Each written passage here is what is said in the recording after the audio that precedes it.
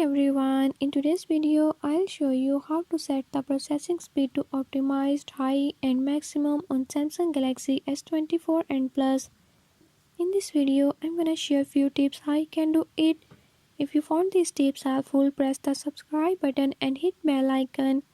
Make sure to watch complete video and learn how you can do it. Let's watch the video.